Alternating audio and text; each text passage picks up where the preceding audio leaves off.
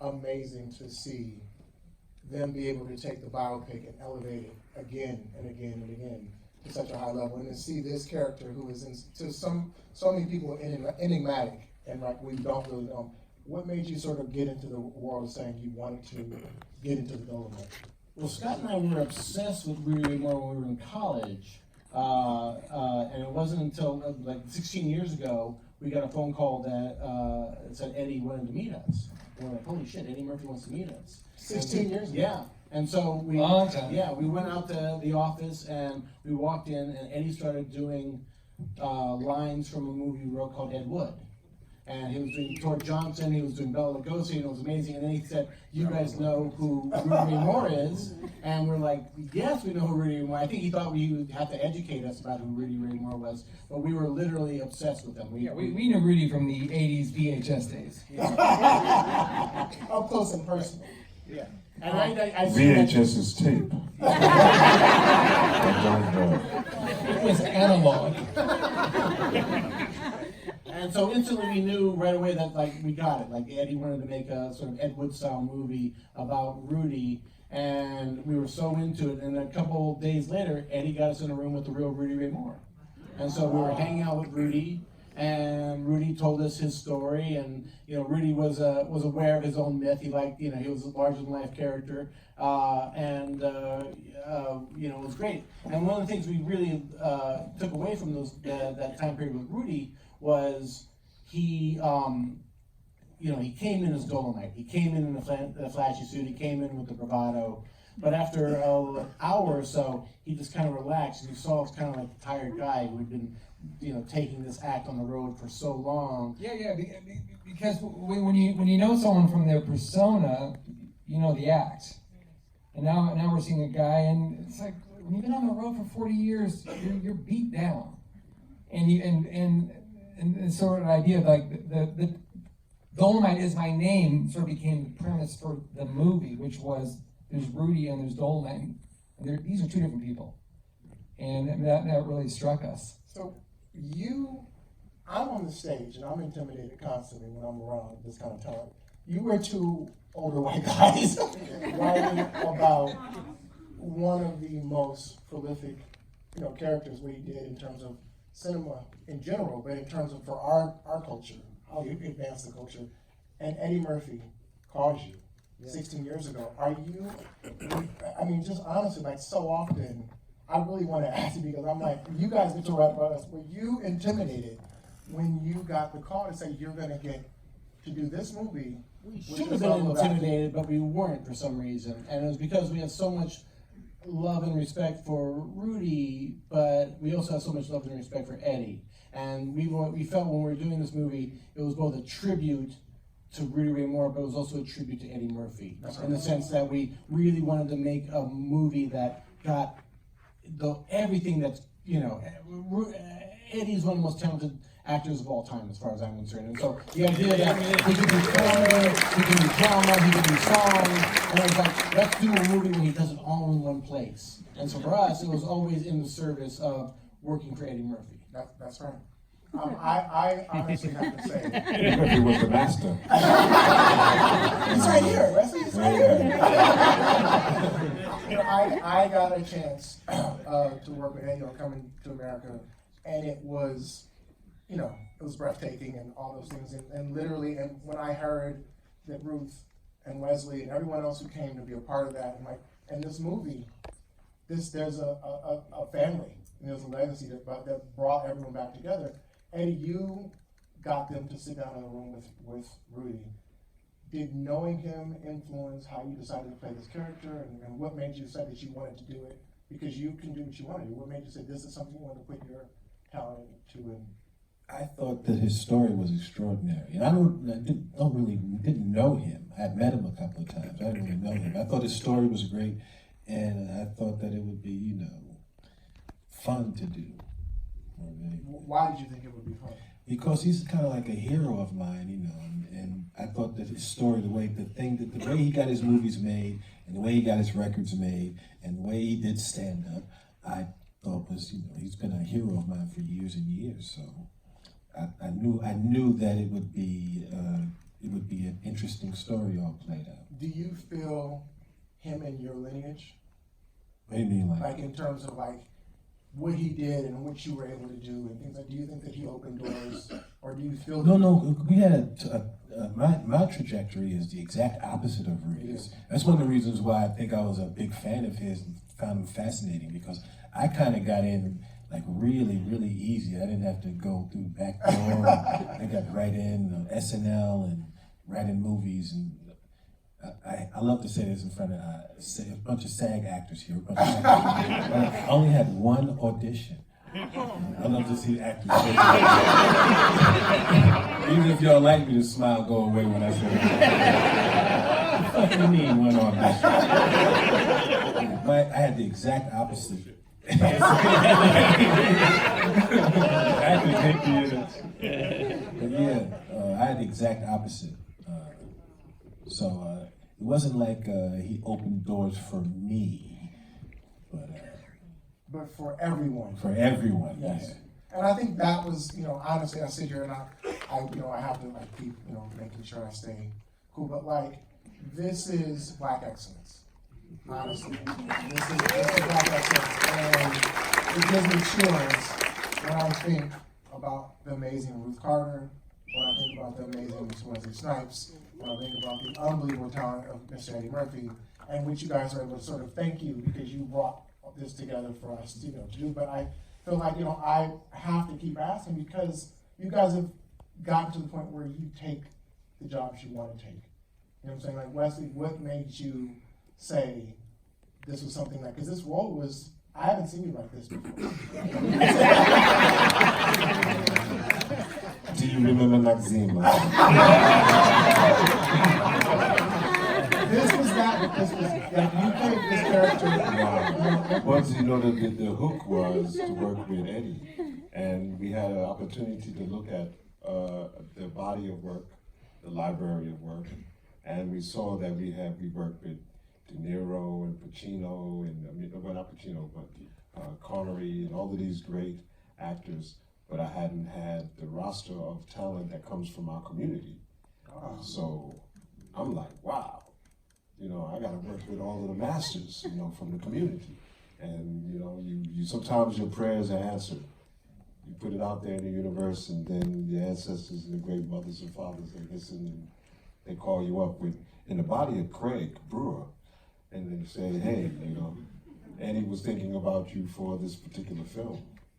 And I'm like, cool.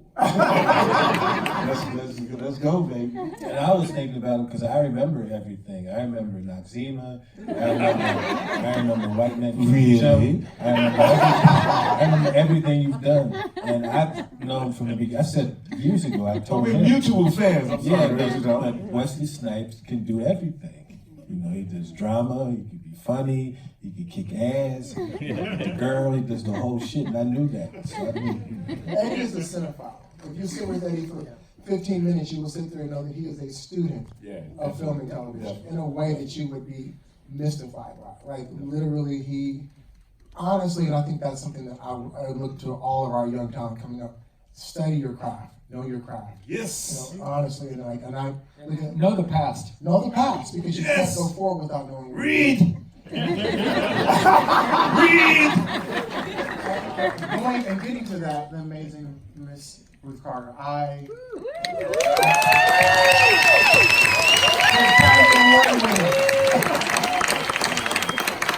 From Sparta. You have a really, in this movie, like I don't know if you guys understand, like, she is an icon. In every way. About a doubt. Nice to be said. In every way, and how she carries herself in every way. But the way that you prepare for a movie like this, Eddie's character, Rudy Ray and Dolemite, you had to do two completely different sets of wardrobe. And think about that from who he was to who he became. Like, when you start preparing for something like that, how do you sort of say, I'm going to, one, do it right, and then two, have the battle? because it's gonna cost money and things like that. How did your mind prepare for Well, I this? sorted out. I think about the 70s and what it meant to me. You know, I was a child in the 70s, and I was that little girl peeking through the keyhole at, my parents and their friends in the basement listening to music and, slow dancing and stuff. And I remember all of that. And I wanted to see that 70s come to life again. I wanted to see the people that I knew, the trends, the denim and all of the things that really made the 70s real, not a mockery, not a 70s party, but a real 70s film. And then there's another layer that is Rudy Ray Moore.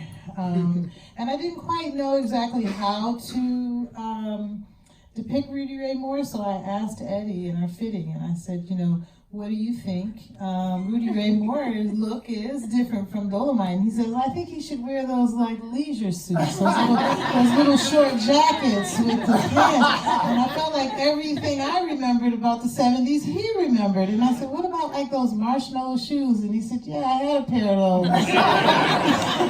Yeah.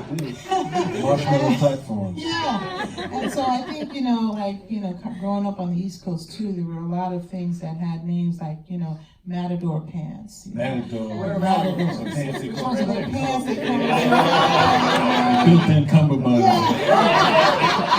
So, when I put on Antonio Banderas. so when I put him in a pair of Matadors, I felt like, Eureka, there he is.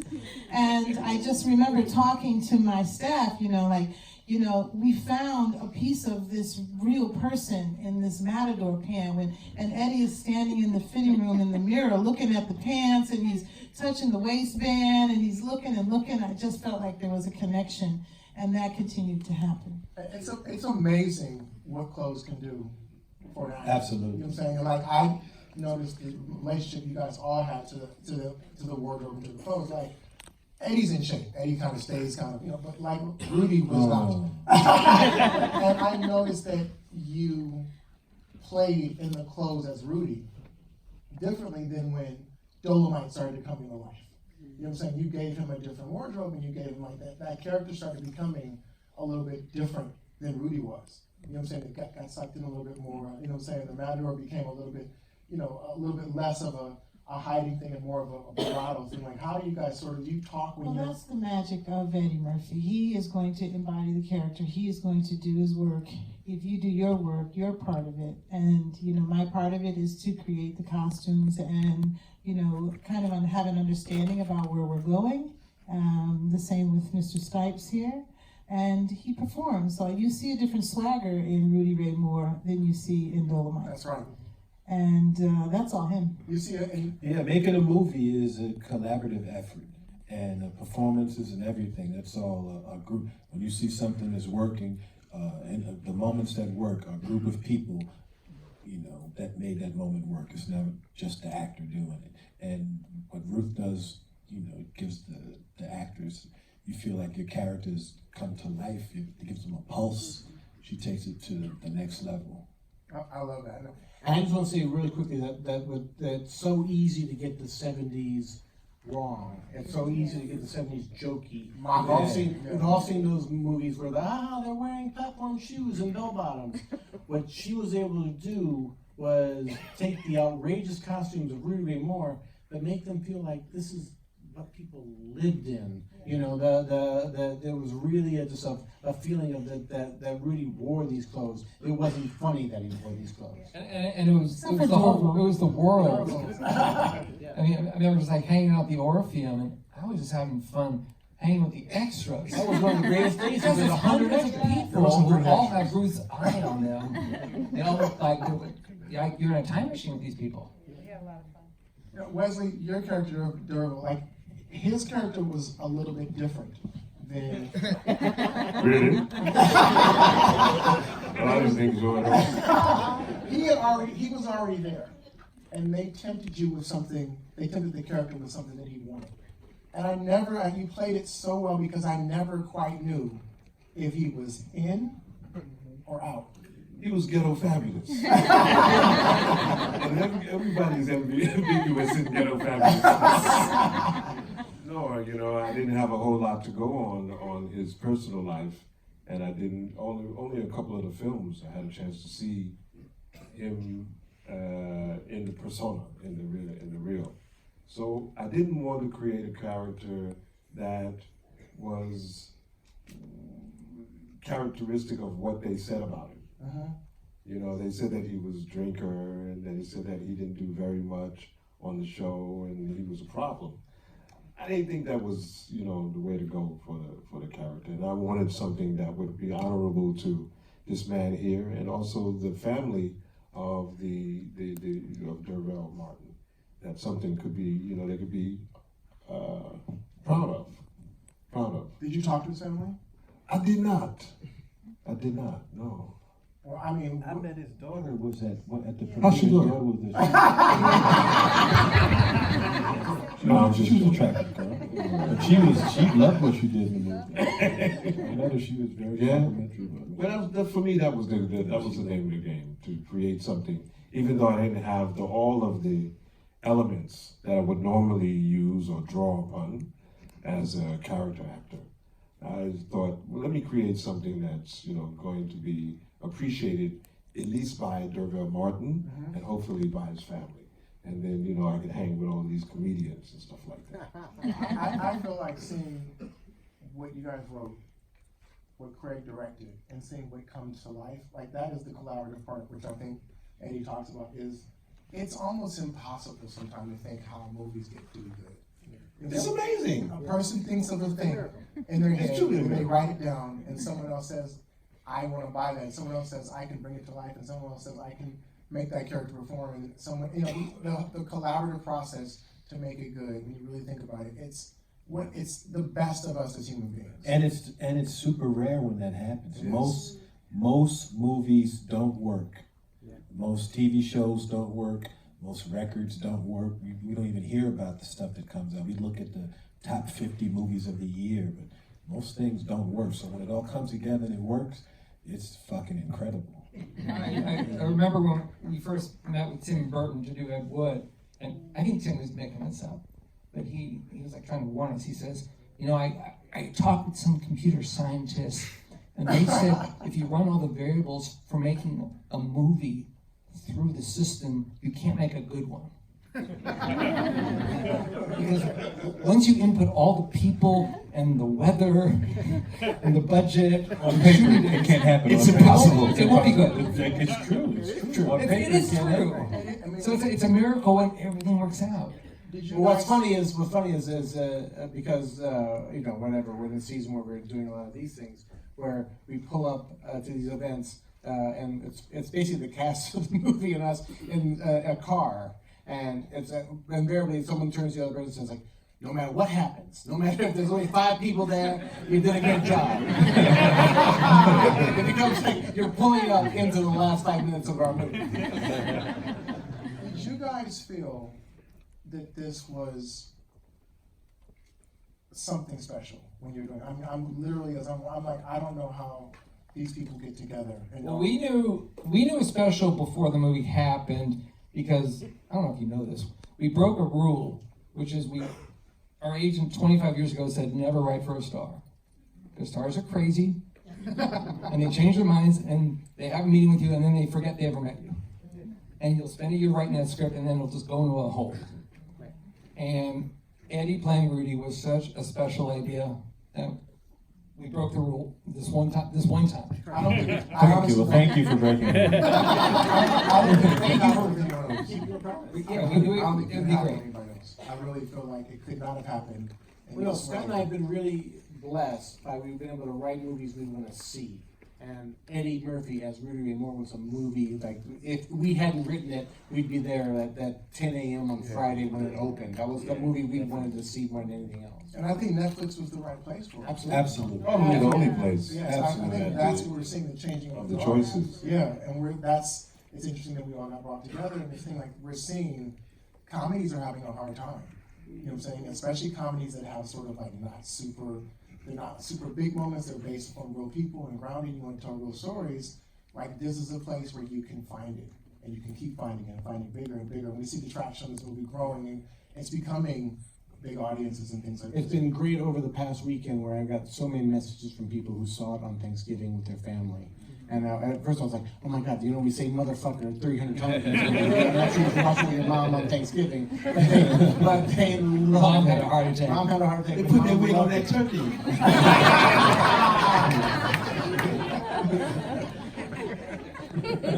Well, it honestly for me is, I, like Eddie, I study and like really want to know and really want to see what happened and what the trends are and how I can sort of learn from things. To see Ruth, who I'd never worked with before, like to see that what she was able to do, to see Wesley be, you say nice thing, but it's a different version of that. This character was, he was everything when that wasn't a thing you could be. You know what I'm saying? He was sort of like open to everything, and he was sitting, at a place that it was ghetto fabulous at a time when we didn't really see those characters. And to see Eddie passionately come and do something that he wanted to do in a way that I feel like it really at every point, like you honored Rudy in this character and the genre and the times, and the idea of that independent spirit, which I think is really, you and I were talking about, Wesley and I were talking about in the back, is really important. You honored it, and it was a guy who had higher aspirations than the world had of him. And you wanted to give As that. many of us can relate to. As many of us from every place, you know what I'm saying, can relate to, and you gave him dignity. And I feel like dignity was something that a lot of other people kind of wanted to brush off. You know what I'm saying? And the only story that really matters in Hollywood is green. And this story made a lot of green. You know what I'm saying? And I think that was something really special. I agree. Yeah, I agree. No, it really was. I was thinking like literally you guys have written a lot of biopics and we've talked about this, and I was going to ask them, what made you choose this time period for this movie? Well, it's interesting. When we first talked to Eddie about it, we assumed we were going to tell do the entire filmography of Rudy, including Human Tornado and P.D. Wheatstraw and Disco Godfather, because it was very important to us that we always ask that question: why is this person remembered? What is important about this person? What is the last scene going to be? Right. And we always have to back into that last scene, and we knew the last scene had to get us to Rudy being the godfather of rap. Yeah. And so we assumed we'd have to work our way up to 1980 or 81 to get there logistically. Yeah. But once we started the writing, we just fell in love with the Chitlin circuit and with Rudy recording an album in his living room and selling the album out of his car trunk. And this is like, and the X-rated party records, this is a world we just had never seen in a movie before. And so sort of like the start of Dolemite was like page 10, it's like, he's not gonna make Dolemite till page 60. And also, So we had to rethink things. when we did the research, all the great stories really were about the making of Dolemite. D'Urville Martin was a part of Dolemite, and so we sort of wound up, and also like the very last scene of the movie that actually took place. That took place at the Dolemite premiere in Chicago at the Woods Theater. The idea that Rudy found out that they were doing extra late shows to 2 a.m. and he said, "No, I'm not going to go in. I'm just going to entertain people on the street." And for us, that was such a beautiful way to end the movie. We had to figure out a way to bring the idea of him being the godfather of rap to that moment. And so when we came up with the idea that a young kid is there who is imitating Rudy, and to that, it felt like that gave the movie a real ending. And so, the only thing we cheated on was the fact that there were so many key Rudy moments from other movies, like parts of Human Tornado end up in this movie. Put Your Weight on It's from Disco Godfather. We felt like we were only going to do one Rudy Ray Moore movie. You got to have him say, "Put your weight on it." I love that. Ruth, I have to ask you, doing a movie this time period, like how do you sort of like the quantity of clothes, and how much of it is like you're going to find stuff, and how much of it is like you're making it? There's a combination of everything. There's costume houses here that have collections that we go to, and it was very important to me that they went for normal clothes from the 70s and not just picked up all the fancy stuff, so that we could have a background base. And then Dolemite, Eddie had 75 changes, and we had to create most of them, build most of them. So we had like 4 tailors working simultaneously. You know, I learned a lot from that. Like 4 tailors making a pair of pants is not a good thing because they all will fit different. So, but we really worked hard to sort of separate the background and give it a base for the palette for the film, and then, you know, all of the rejects that didn't work on Rudy's character or Dolemite's character went to Dorval. So people don't know that. He doesn't even know that. So it was like, oh, that didn't work on Eddie, I'll give it to Wesley. And even in one of the scenes, Wesley, Eddie says, happy. He was very happy. They didn't work on Rudy's character. They worked perfectly on Dorval's character. And they were close in size, so I was lucky in that way. But even there's a scene where Rudy gives them gifts for Christmas, and he gives Mike Epps a shirt in a box, and he says, oh, I was going to keep that shirt for myself, but I thought you would like it. And I was like, that's actually true. That was made for Eddie, and now it's going to be for Mike Epps. So, you know, it's a juggling act, the whole thing, all the way through. I love it. You do it beautifully. You know, honestly, I was talking to Eddie back at St. where you're talking about comedy and actors. And one thing that, you know, Wesley, I'm a huge fan, and you can do it all. Right? You know, Eddie said you can make people laugh, you can kick ass, you can be serious, you can be, you know what I'm saying, an asshole, you can be endearing, you know what I'm saying.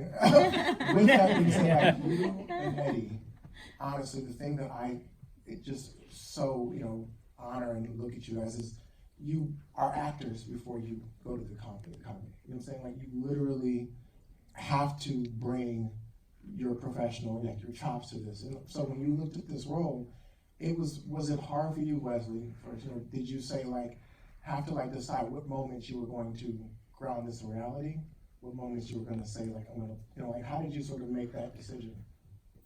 I always approach a character with trying to ground him in the reality of the experience that's true to his world or her world. And the people who live that world have to believe it. That's my measurement stick. Mm-hmm. But working with all of these comedians, I was like, I just want to be able to survive. And listen, you know, part of the art is not only performing and projecting, but also listening. And you know, the jazz musicians of the greats of the 30s, 40s, and 50s, they could listen to each other. They could hear a note, they could hear a beat, hear a rhythm, hear a tone. And I'm a good listener.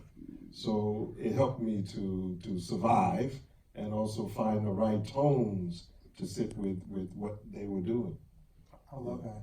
And Eddie, as a producer, and like something you spent 16 years in the making, you know what I'm saying, on this movie, did you have to, as you're approaching this character, you're playing a role, you're also wanting the movie to be successful. Go, Lee.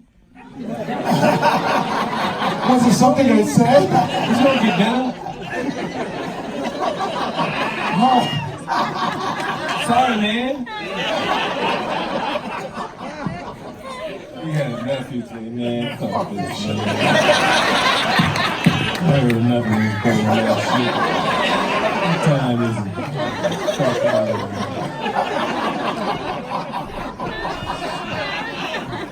Motherfuckers gonna talk all night.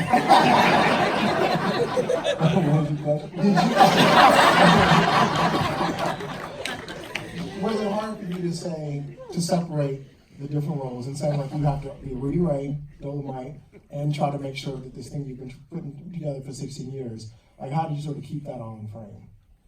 Well, it's separate things. Once we get the movie going, me trying to get it going for 16 years has nothing to do with it once we get a start date.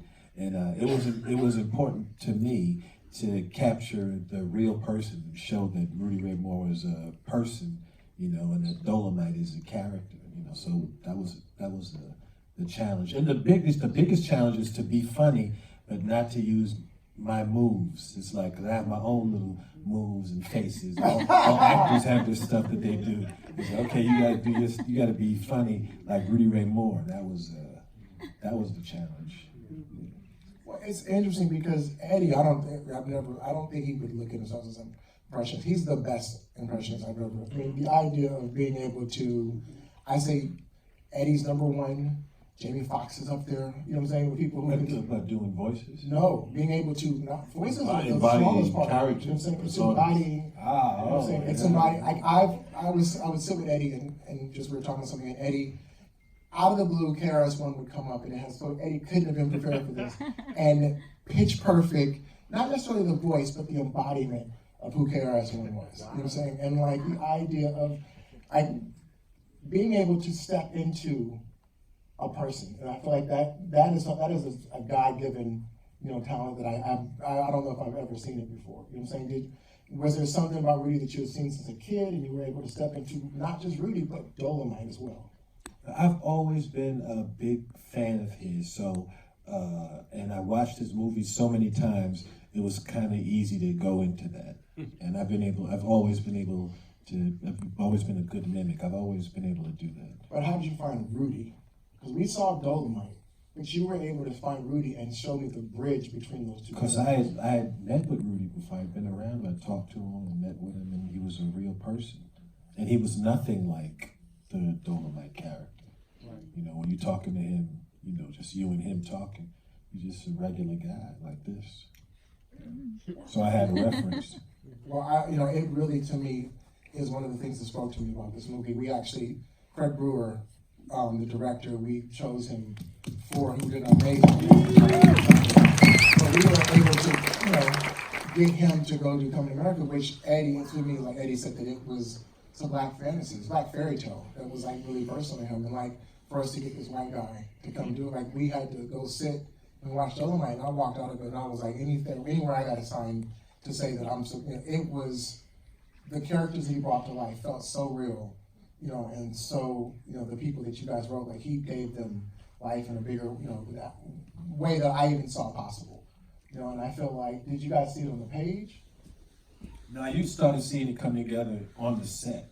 Like I knew that we were getting ready to do something that everybody involved with it was kind of like part of this Rudy Ray Moore cult, and we all loved the idea of doing the movie.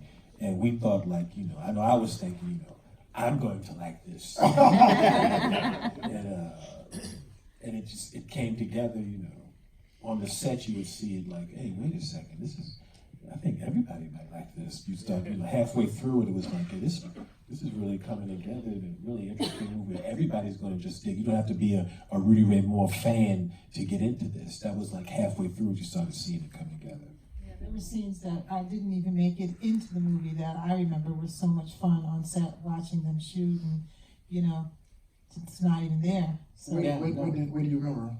Oh, I remember Craig Robinson singing this song on stage, and it was so like it had such a groove to it, and the whole room was dancing, and everybody was in period clothes, and they were doing all of this like a Barnes photograph, painting, and it was just a magical set when you see all of those elements like really working together. There was a moment where Divine Joy Randolph, if you ever see the original Dolemite, Craig shot her during the scene where she says, "Oh, Dolemite, I'm so happy." Literally, if you visited the set at any point during the making of the film, he would sit you down and say, "You have to watch this," and he would show her doing "Oh, Dolemite." I actually made blue t-shirts. I made a t-shirt that said, "Oh, Dolemite, I'm so happy." Not in the film. But no.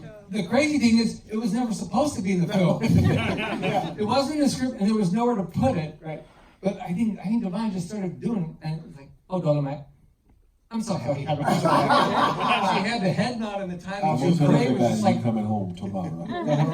just telling it over and over and over. We're like, "What are you gonna do with this?" He says, "Probably nothing, but it's so good." It's the only thing. Here's the thing. Netflix has been the most perfect experience of all time, but the thing that pains me a little bit is no like DVD extra features where you would see, "Oh, Dolemite, I'm so happy." No, we might do that. We might figure out a way to figure out to get there. And what you guys have been able to do together, honestly, is it's really easy if someone wanted to section this off and say it's a movie about a period of exploitation or this guy, this is an American movie. And that's what, Ruth, you, and Wesley, and Eddie, to me. Eddie is the largest box office grossing African American actor in the history of cinema. Cinema. Say it again, the largest one? Largest grossing box office African American actor in the history of cinema. Ah, yes. He scared me. I was like, what the fuck? But the idea of, and Ruth and Wesley and everything else, you guys, this could be easily sectioned off, but it's an American story. And I think that's what Netflix and, the things that the things that we're being able to see now is that the specificity is universal. You know what I'm saying? The ideas of that, telling these stories that are really a piece of Americana. You know what I'm saying? And because they might be sectioned off, or people might say, well, that's a black story. Or that's a story about, Jewish people. That's a story about, no, it's a piece of I always feel like America is like a piece of lasagna. You know what I'm saying? Every layer counts, and you need every layer to make the bite taste as good. And I kind of feel like you took this story, and you all came together, and all of you guys are icons, and you come together and tell a story and ground it with all your talents. Honestly, I just want to say thank you for, really, really doing something you didn't know you had to do. None of you guys had to do, but it was important because it really speaks to all of us. Yeah, man. It really does. And it's important that these stories are told, and that we can really sort of, have the younger generations understand that you can be good at what you're doing, and it's about telling a story about human beings. And that's what we all say. Norman Lear is one, I love Norman. He has a bumper sticker, and it says, "Just another version of you." And I think that is what these types of stories, when they're able to come out and achieve the success that they're doing, really allow us to start telling our specific stories and our kids to tell their stories. It's just really important. So thank you so much. Thank you. We lost 3 more. Thank you, okay? We lost 3 already. That was sweet and heartfelt. Now we move on next. We lost a bunch of them. Look, Hey, man, it's Kenny was almost over. talking. It's almost over. Huh? That's a good thing, man. So you got the real. Yeah, I got the pink. Eddie, I think the funniest Q&A we ever did was at Big Eyes. And my our movie Big Eyes, and my very elderly aunt and uncle walked out. During the Q&A? During my Q&A. And they were at the top of the theater, and I called them on it, and I said, "Aunt Joan, Uncle Bert, what are you doing?" And she goes, "Honey, we've had enough." I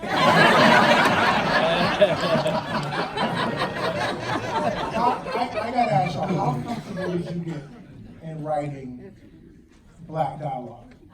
I work with a lot of, I'm a tweet writer, so I work with a lot of white writers. How comfortable were you getting together? Just keep it real. And being like, I think this is how they would say it. Here's the thing. There's a lot more motherfuckers in this movie than what was on our page. You know what I mean? We would do. So you didn't really connect to the culture? Is that what you're saying?